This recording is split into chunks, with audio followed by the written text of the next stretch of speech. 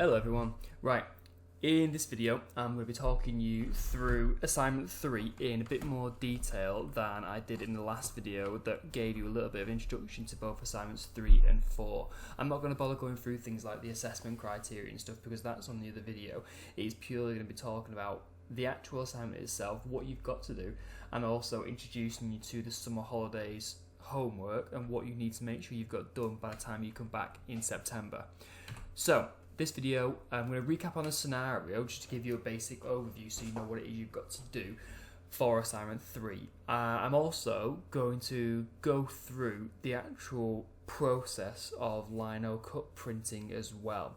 And then I'm going to introduce you to the tasks that you need to do over the summer holidays because I want everyone to make sure that you come back ready to crack on with the practical stuff pretty much on the first week back. Okay? So, just a bit of a recap on the scenario. So you've been commissioned by TRC and Inspire Trust to design a run of promotional winter season's greetings cards for the college. Just a reminder that the key word there is a run of promotional cards, which means you need to do more than one. Okay, so we're going to do 10 in total. We're going to sell the cards to raise money for charity, and your card is going to include a seasonal design that you've done using the islinocut printing technique and a seasonal message on the front and the inside of your cards. Now these cards we're going to be making are going to be non-denominational. Now what that means is they're not going to have any religious connotations on there that you might normally associate with Christmas.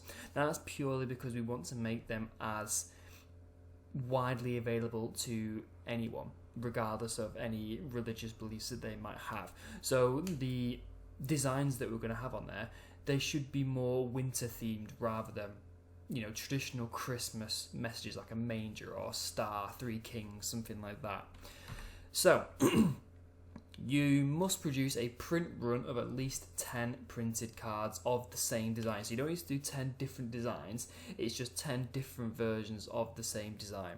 Okay, you have to use the islinocut printing process, which I'm going to go through in a bit, and it needs to look like a typical islinocut season's greetings card, which you will find out examples of when you do your research.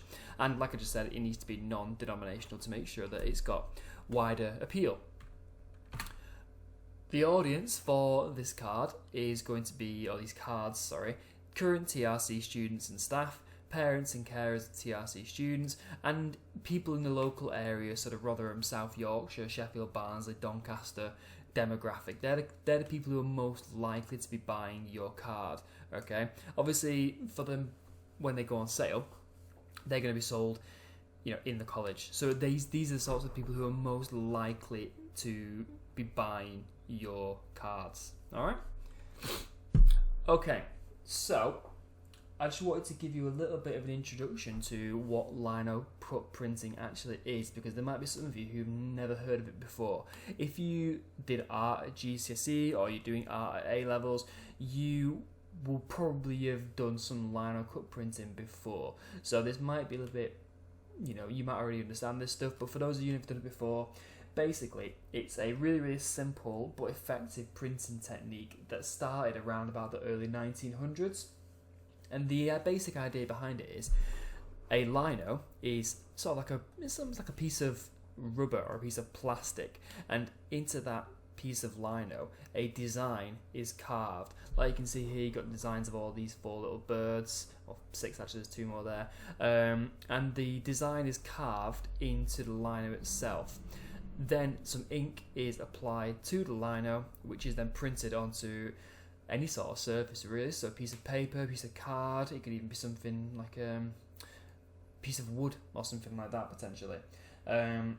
It was used really by a German artist group called Die Brücke, which translates as the bridge, who they used this technique to make really surreal expressionist pieces like this, which is pretty cool, and that's sort of where it stems from. Obviously you can look into that as a lot more in-depth for your research, but that's originally where it came from. Nowadays though, it's largely used for artistic purposes, for people making works of art, but also it's seen a lot from independent businesses who make things like greetings cards and Christmas cards. If you look on things like Etsy, there is millions, well not millions, but loads of examples of shops, independent businesses there who are making homemade lino cut cards to sell. Okay, and one of the reasons behind that is it's very, very cheap to do. Okay, the actual requirements that you need to make lino cut cards is not that expensive, so it's a fairly inexpensive process to do. But we'll go over that in a bit more detail afterwards. So what I'm going to take you through now is the actual lino cut process. Now what I will do a bit of a later date is I'll make a video of me doing some lino printing. Okay, I'm not very good at it, but it's probably going to be easier for me to make a video that explains the process as I'm doing it than what I'm going to go through now, because it's a bit difficult to explain verbally. So these are the things that you're going to need. Now we're going to provide all this stuff to you, but for your research you're going to need to look at this from the point of view that you're making this as an independent business. So you will need to be aware of what sort of stuff you will be expected to buy if you were an independent organisation or business making these lino cut cards. So you will need some blocks of lino, which are these things here, some carving knives, 2 rollers. You'll need some various forms of paper. So we've got tracing paper here, we've got normal A4 paper here, and we've got special cartridge paper here. It doesn't need to be cartridge paper, you could just use card, but we use cartridge paper because it's a bit nicer. Pencils, a fine tip marker, and some block ink. Okay, or lino printing ink. Okay, this is ink that is specially designed for block printing or lino printing. Alright, so the first thing that we're going to do, this is the process that we're going to be doing as well. You might have done things a bit differently if you've done it before, but this is how we did it last year, and I'm not an expert in this, but it works pretty well. So the first thing we need to do is design the card using InDesign. So I said at the start that the cards have got to have some form of greeting on there, on the outside and the inside of the card. So we're going to set up the actual card using InDesign first. So that's how you're going to do your text, okay? Nice and simple, not too complicated. One thing I should have mentioned actually as well in the equipment is you will also probably need to have, first of all, some cleaning products, because this ink is very, very messy and it gets everywhere. So cleaning products, so some cleaning spray and some kitchen roll is probably a good idea as well. And also the fact that you're using knives means you will probably need some plasters, okay, because people do cut themselves. Alright, so you might need to get some plasters just in case. So you'll design the card using InDesign and then print it off like this, okay? And then first thing you're going to do is you're going to draw around your piece of lino onto a piece of A4 paper so you know how big your design is going to be. And then you'll draw your design in that little box, okay? So this one here, you can see on the left-hand side, that this person drew around this piece of lino, okay, because then they knew how big their design was going to be, and then they drew their design onto that piece of paper. That design is then traced onto a piece of tracing paper. That's pretty much it, to be honest, at the start. Okay, so you do your design and you'll draw it onto tracing paper. Now to apply it onto the lino, it's really nice and simple. You'll just put the tracing paper over the lino and then draw over it again, and then that will transfer the design onto the piece of lino, so it'll look a bit like this. Okay, and then if you want to, you can go over the design with the marker pen just to make it a bit more clear, because it's really important that you can see the design before you start carving it. Okay, so that's how you transfer it onto the lino. You can draw directly onto the lino, but it's a bit of a pain if you make a mistake, so it's much easier to draw it onto paper and then tracing paper first, because then you can get rid of any imperfections and make changes and rub it out and start again if you need to. So once you've done that, go over it with a fine marker pen just to make all the different sections clear. Alright? Now, we move on to the actual carving. Now, there's 2 ways you can approach the actual carving of your lino. So you'll use one of these carving knives, and you can get different sizes for different aspects of the carving. So if you need it to be nice and precise, you can get a really nice thin knife, but if you've got something that's a bit more thicker, you can use a thicker knife. So you can either do what this person has done here and carve the negative space of the design. So this person has carved out the background, the penguin's face, the penguin's belly, and then a few little bits of the intricacies of the design as well. Or you can do it the other way around and just carve around the design itself. Okay, now it's up to you which way you do that. It's down to your own personal preference. I personally think it looks a bit better like the one that's on the board, on the screen that you can see now, but that's just me. Okay, you don't have to do it that way if you don't want to, but I think it looks better like that. So you use a carving knife to carve around your design. Okay, now an important health and safety tip that you've got to remember is when you're actually doing the carving, technique wise, you need to make sure that the knife is as close as at a flatter angle as you can make it, because that way it'll carve the top of the layer of lino rather than punch a hole right through it. If you do it at a 45-degree angle, when you carve, it's going to go right through the lino and out the other side. You're going to poke a big hole through, which will jeopardize the printing. Whereas if you do it at, say, 10-20-degree angle, it's going to glide over the top and just carve the top layer of lino off, which is what you want. Okay. Also, health and safety tip: you always carve away from you. Okay, because if you're carving towards you and you slip, the knife is going to go right into your hand, or worse, another part of your body. Okay, and it happens every year, and it probably will happen again this year. But carve away from you, because it's going to hurt, and it really does hurt. It bleeds a lot, so always carve away from you. All right. So once you've got your design finished and you're ready to print, you then need to use a roller to roll a generous amount of ink over your design, like this little video you can see here. Alright, now what you want to make sure as well is that the ink that you put on your piece of lino, is evenly distributed. Okay, because if you have more ink in the middle of your lino than you do on the left or right hand side, then the design is not going to be even. It's not going to print as well. You want to make sure that you've got an even distribution of ink across all of your lino. Okay, so once you've applied your ink, you're then going to flip over your lino, put it onto the card, and then use another dry roller to press the piece of lino down onto the surface. Okay, and that's going to apply the ink to the paper, and then peel it off, and then you'll get something like this. Okay, really nice, really, really simple. So you can see that how the bits of lino that they left has made this nice little design around the outside. So I prefer it this way. Okay, that's just my preference. You can do it the other way around if you want to, and you will get something like this where the person has just done the lines around the outside, but I personally prefer it the other way around. So what I would personally have done for this one is carved out all of the areas that's in blue and left the areas that are in white. Okay, and that way it would have been the opposite way around, if that makes sense. Okay, it's difficult to explain that verbally, but hopefully it'll be a bit more clear when I make the video for you, probably next week. So this is what you're going to come out with at the end for your final design. Okay, now what I did say last time on the first video is that you don't get graded on how good of a drawer or designer you are. Okay, you get graded on the actual printing process itself.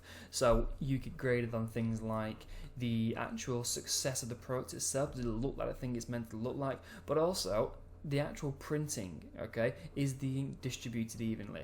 Are there any blotches or blemishes or imperfections? Okay, like for example this one here, you've got a big gap there where obviously the printing has not been as successful in this one. Okay, but the good thing is, because you're doing a print run of at least 10 different printing, you're not just going off one card, you're going off a series. Okay, so one or two minor imperfections like this, that's not going to massively impact your grade. If it's consistent, then yeah, obviously it will do, but one or two is not going to be a massive issue.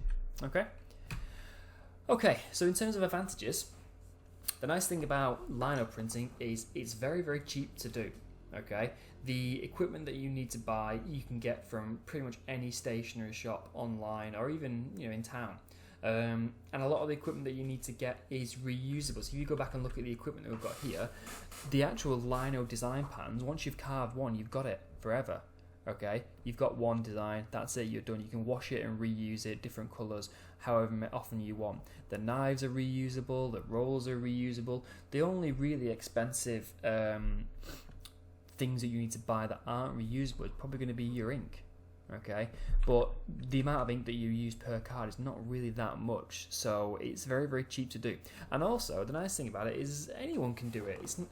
It's really not that difficult once you get the hang of it. Like, if you've never done it before, it takes a while to pick up and get used to it, but you don't need any training to do it.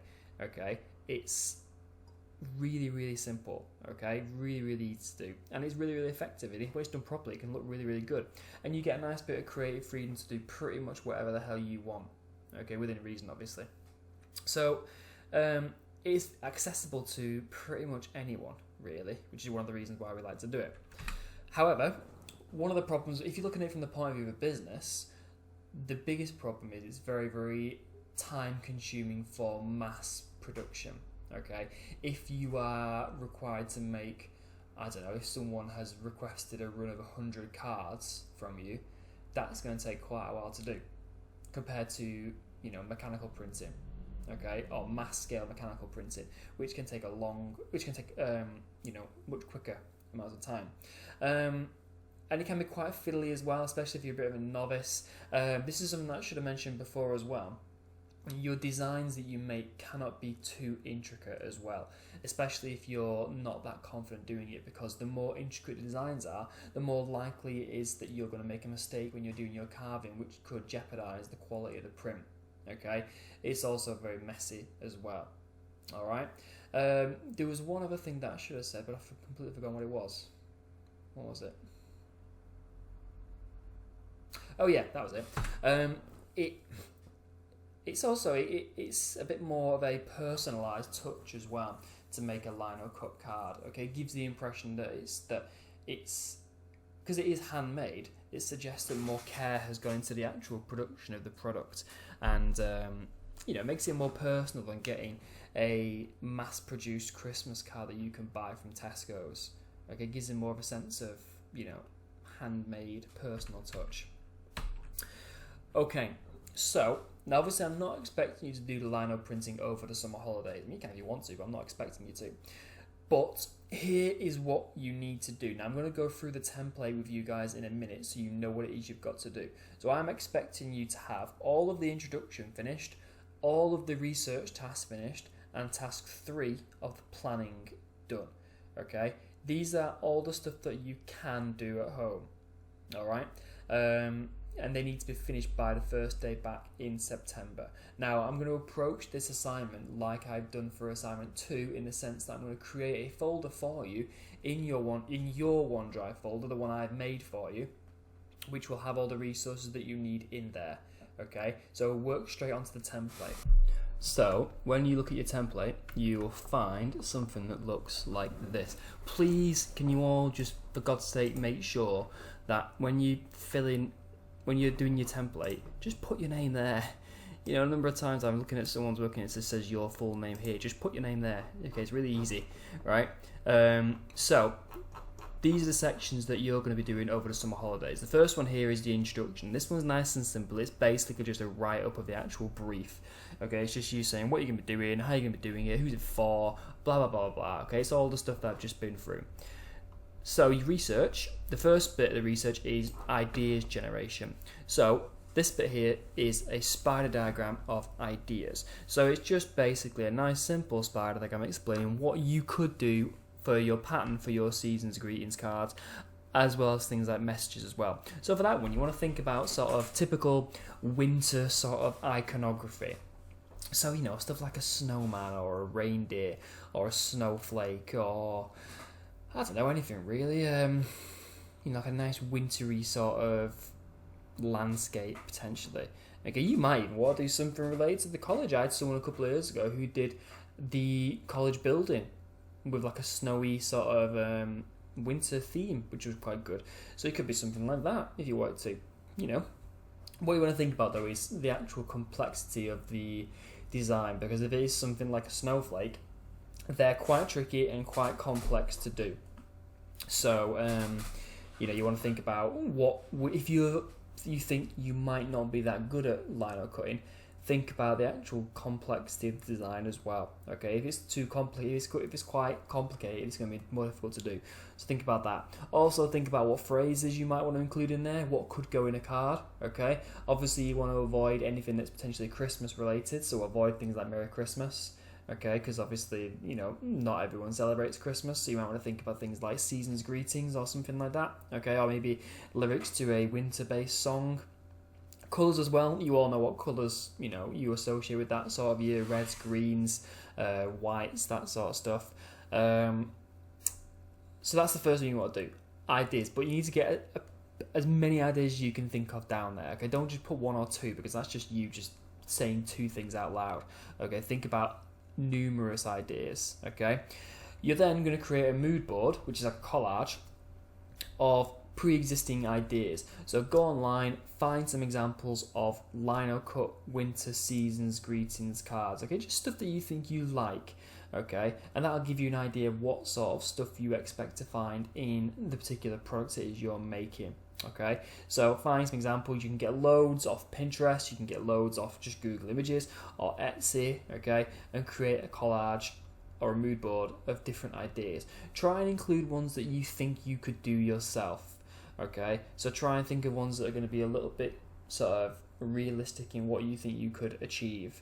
Okay, don't just go for ones that you think looks fancy. Okay, think, oh yeah, I could do that. Okay, to really get some ideas moving.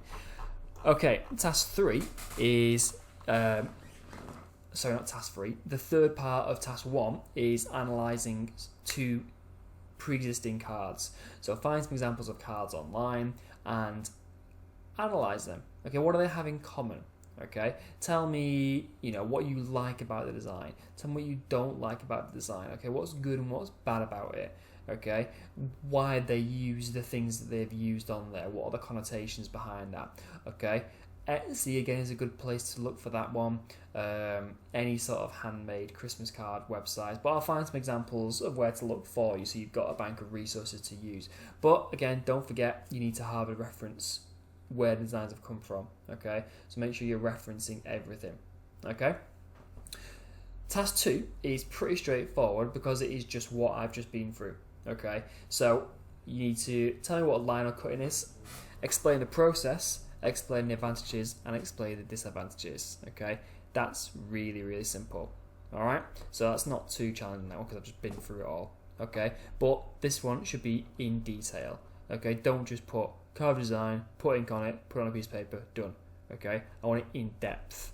Okay, right. Task 3 is quite a big task. You've got to look at the different considerations that you would need if you were making this row of cards from an actual business point of view.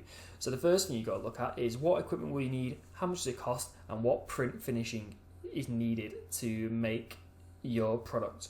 So what I've done to make it easy for you, I've made this little table which should cover everything you need to talk about for the equipment and the cost. So the first thing you've got here is the actual product, equipment or software that you might need. Now I went through all that stuff at the start of the video, so just go back and have another look at that. So I want the product, what's it for, how many do you think you'll need, what the individual cost of that particular product is, and the total cost. So say for example you need, I don't know, a roller, okay? You will need more than one roller. You might need 2 or 3, okay, maybe 3 just as we go on as a backup. So you'll need 3 of them, the individual cost, I don't know, £1.50 or whatever, and the total cost, and then where you're going to buy it from. You can find most of the stuff you need from these websites here. Okay, YPO is quite a good one. That's where we get all our stuff from college. So that's quite a good one to look at. I've put software on there as well because don't forget you will need InDesign. Okay, you might also maybe even need Photoshop.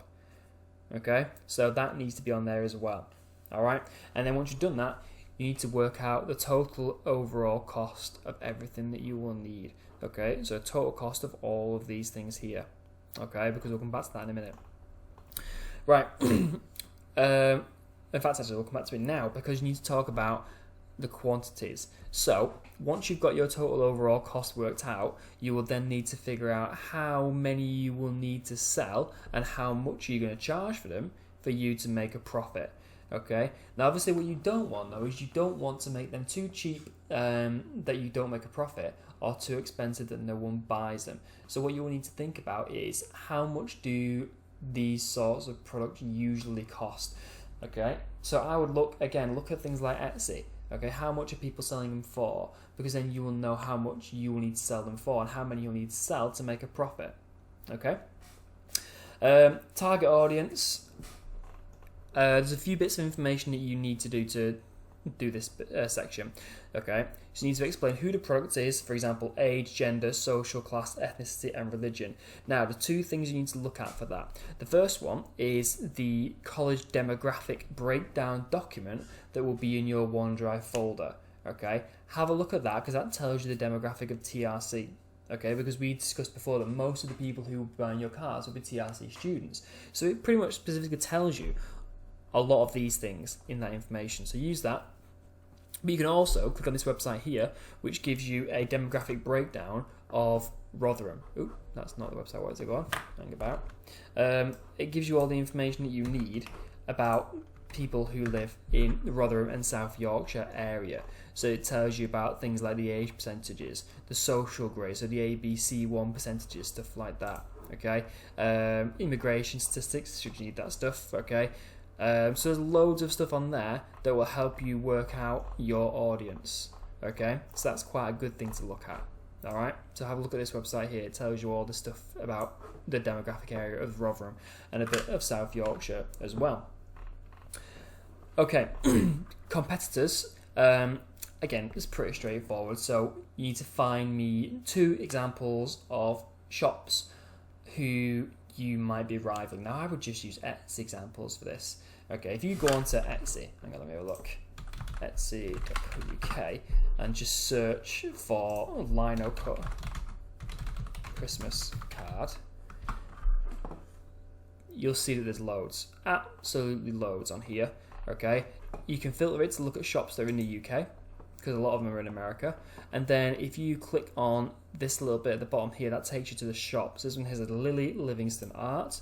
You can click on it there and you can have a look at what sort of stuff they sell. Okay, so there you go. Loads of examples of stuff. So you could use some of these for your examples. Okay, and he also tells you things like the price and stuff in there as well. So you got £3.50 for that one, £10 for 5 cards there, so what, £2 each.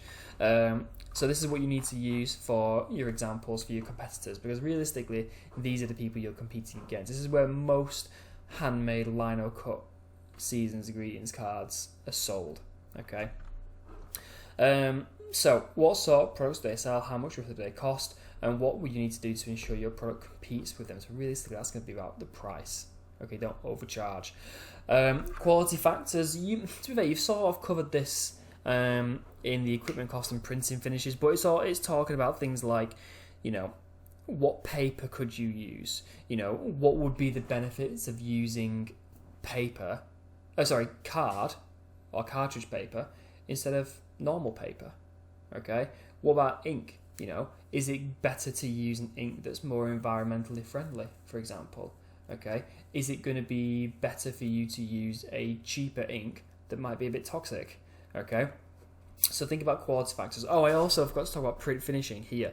Okay, print finishing basically means what is the final step to finish the printing of your product. Okay, now it's really simple for this one because the print finishing is to fold it in half. It's as simple as that. Okay, so you just need to say for this one, when I finish printing, to finish the printing, I'll need to make sure I fold my card in half so it becomes an actual greetings card. If it's not folded, then technically it's not a greetings card. So that's really, really simple for that one. Fold it in half.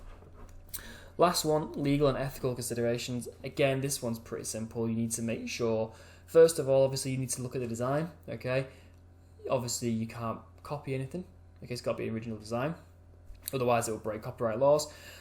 And you also want to talk about the fact that for an ethical issue, you want to make sure that you don't want to have any Christmas-related imagery on there to make sure it's non-denominational, because obviously you want to make sure it's suitable for everyone. not just people of, a certain religion. Okay, or people who don't celebrate Christmas. So, for example, a couple of years ago, I had a girl who did a bit of a double whammy, because the first thing she did was she did a card with a star on there, okay, which is a little bit sort of Christmas related, but to make things worse, she also did it was a Star of David, which is a Jewish symbol, and obviously Jewish people don't celebrate Christmas. So it was a double whammy of what not to do. Okay, so don't do that. Okay, now obviously I don't want you to do thumbnail sketches or concept designs yet. We'll do them when we come back.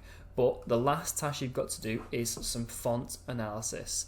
So you need to use the website dafont.com, which we've used before, and find 3 examples of fonts that you could use for your season's greetings cards, for the messages, and analyze the suitability. Okay, now with Dafont, there are loads of fonts on here to use. Okay, now one thing I would avoid is writing Christmas in here, because you get some truly awful fonts. Like, what the hell is that? That's disgusting. Okay, and I wouldn't use any of these. Look at that. That's horrific. Okay, that's even worse. Okay, what I would look for is handwritten ones. Okay, because I spoke before about how season's greetings cards are, especially these islinocut ones, are designed to give the impression of handmade feel. Okay, and handwritten fonts do the same thing. Okay, they give the impression that it's been handmade. Okay, because it's meant to look like someone's handwriting, obviously. So I think these are a good example to use. You don't have to, but I think these are good ones to use. Calligraphy fonts are also quite good. Okay, same sort of thing really. Okay, so find 3 fonts and tell me why you like them. Okay, why is it suitable for what you want to make? Okay, does it have any connotations there? But you also need to make sure that you're referring to what type of font it is. Is it serif? Is it sans serif? Is it display? Is it script? It will probably be a script font, but make sure you put that in there for a nice bit of media language. Okay, that is it for assignment 3. So, just as a bit of a recap, you need to make sure you have done your introduction, your research, all your research, so task 1, spider diagram, mood board, and analysis. Your task 2, about lino cutting. Task 3, all the considerations. And finally, your font analysis. That's it. Okay. Obviously, this stuff we'll come back to at the end, in September. Okay. But all the written stuff I want it done and out of the way. Okay. And also, put your name in there. It's easy. Let's go back to my PowerPoint. So, that's it. Okay. Obviously, if you've got any questions about it, then you don't understand, send me an email.